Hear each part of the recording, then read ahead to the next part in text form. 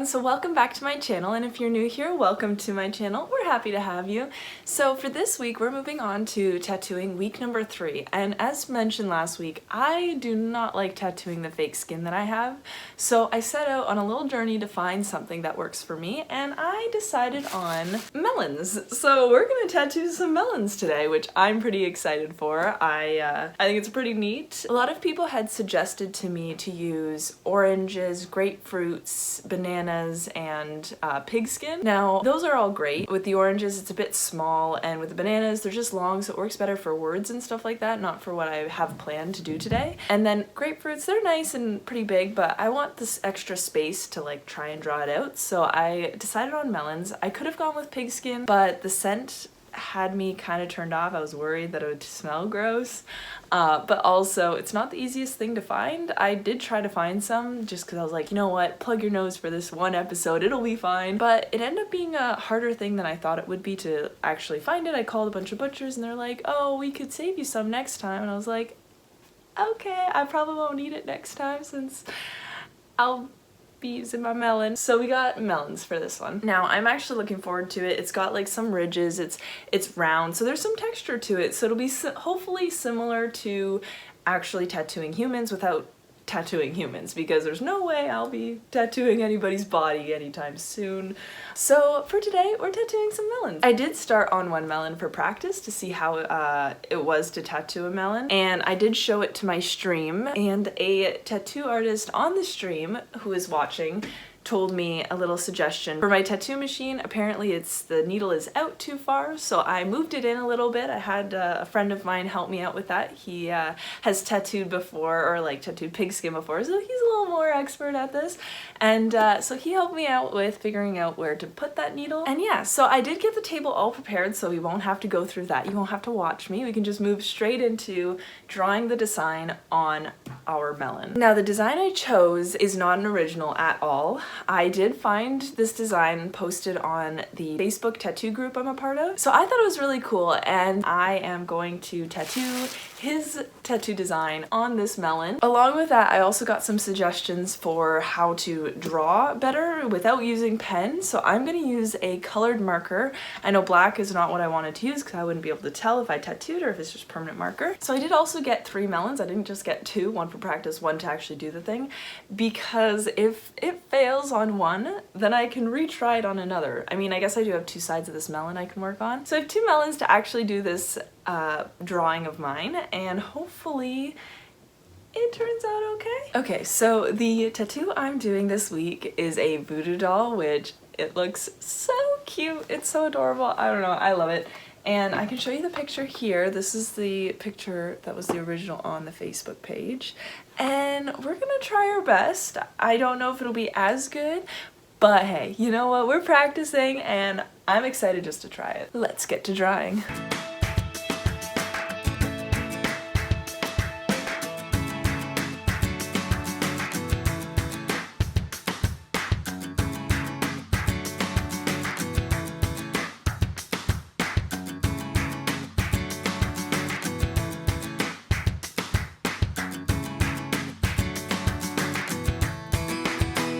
Recently, I have received a lot of new subscribers in a short amount of time, and it's been really mind-blowing for me. I want you to know how much it means to me to see all of the support, the comments, the likes, everything that you guys are doing right now. It's insane. And I know it's a small account. There's only 115 of you guys that are subscribed here, but still, that's 115 people hanging out with me. That to me blows my mind because I did not think it would grow this fast.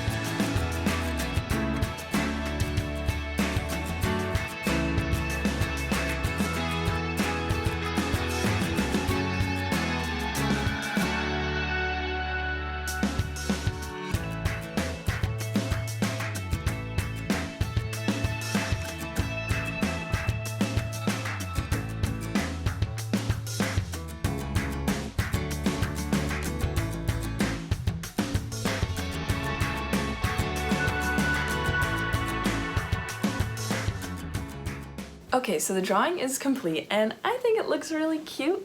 So I'm excited to start tattooing this. Now, there are a few little differences that I decided to change to this tattoo, but other than that, everything is basically the same with the button eye, the fluff falling out of its head, the fluff falling on the side, the little wrap on the side, the I love you, everything like that, it all is the same, aside from just small minor differences that if you put them side by side, you probably could pick it out. Okay, so I got the tattoo machine all set up and like the needle's in there, and yeah, there's still black ink on the bottom of that from trying it out on the other melon, but I've got this black ink bottle, which I should not shake without capping, and I'm going to tattoo this in black this time. So we're trying a different color and hopefully all goes well. I'm really excited now that everything is set up. And yeah, I'm gonna go put these gloves on, shake this bottle up, and then we'll get started.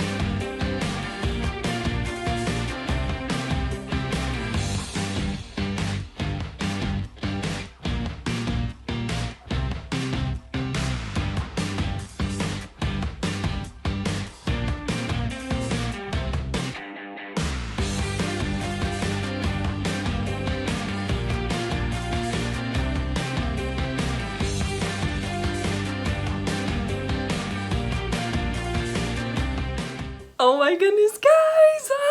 It looks so good! Oh, I love it so much. It's so cute. Here we go. So now what we have to do is the shading, and I've never done shading, so the nice thing about this one was it's very like minimal shading. So I'm hoping, fingers crossed, that we can do this, but I love it. And so we have to shade that so it looks like a ball and like it's coming out. And then we have to shade these little bandies right there. And then we have to shade a little bit up here, but hopefully it turns out okay. Oh, I love him so much. I'm gonna take a picture now because if I ruin it with the shading, then I want a picture of what it looked like before. And oh my goodness, tattooing a melon, so much nicer than tattooing the fake skin. And also, it's no longer going super deep, so I'm glad that we got the whole like tattoo machine thing figured out with the needle. So now it's just like right on the surface. Okay, so let's get onto the shading, and I have to switch the needle, so fingers crossed everything goes well with that.